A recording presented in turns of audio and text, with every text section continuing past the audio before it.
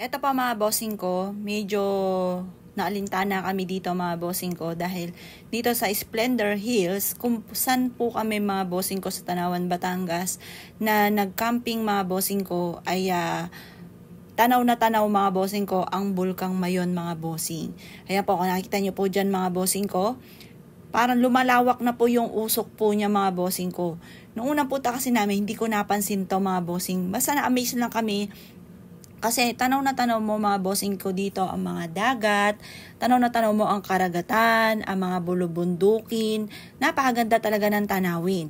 Kaso nga lang napansin ng mister ko, aba tanaw din pala dito ang Bulkang Taal. Mas ano po siya mga bossing ko, mas tanaw siya dito kaysa sa Tagaytay. 'Di ba? Madalas kaya yun ang tourist spot mga bossing ko sa may Tagaytay. Nako mga bossing ko, dito sa Splendor Hills ay talaga namang mga bossing ko, tanaw na tanaw mo po yan. Napakalapit lang, abot tanaw mga bossing. Tingnan nyo pa mga bossing. At ito pa mga bossing ko kami po ay natakot kasi nga po, ayan umuusok na naman po siya. Malma po ang usok. Ayan po mga bossing. Parang kumakalat na siya, umabot na siya doon sa papuntang kaliwang kamay mga bossing. Kung nakikita nyo yung video, pakaliwa, nagkakaroon na rin siya ng usok doon. Nung gabi, medyo na ako kasi parang hindi ako makakatulog mga bossing ko. Ay sabi ng mister ko, mas matindi daw nung gabi yung usok. Kaya pala napakainit mga bossing ko. Grabe naman po itong nangyari. First time naming nag-camping mga bossing ko ay talaga namang natakot pa ako talaga mga bossing. Todo panalangin ko pa mga bossing ko. Yan pa mga bossing, tingnan nyo, pagmasdan nyo po ang bulkan. Ngayon po napakausok po niyan. Ngayon po mga bossing ko, pero bukod po dyan sa tanawing yan, napakaganda naman talaga dito mga bossing. Kung kayo mapagmahal sa kalikasan, mahilig ka mag-camping, maganda po dito sa Splendor Hills mga bossing ko sa Tanawan, Batangas.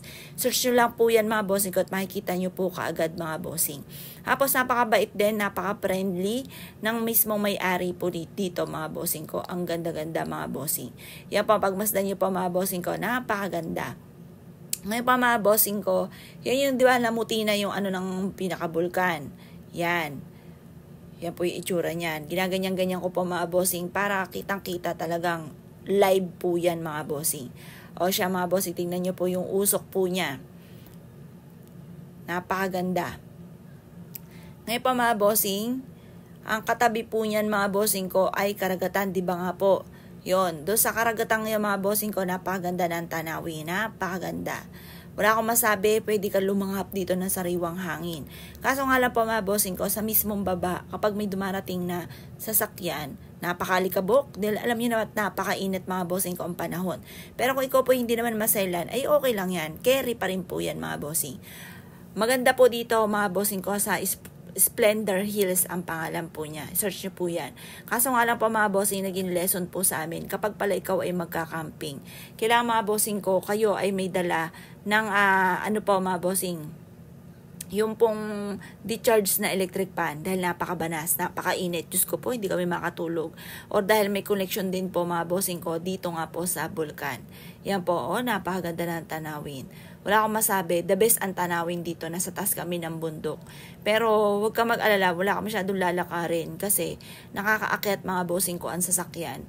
At pwedeng magtayo ka na rin mismo ng tent sa sasakyan kasi yung iba ganun ang ginawa. Masasabi ko lamang, maganda nga po mga bossing ko na ganun ang inyo pong gawin.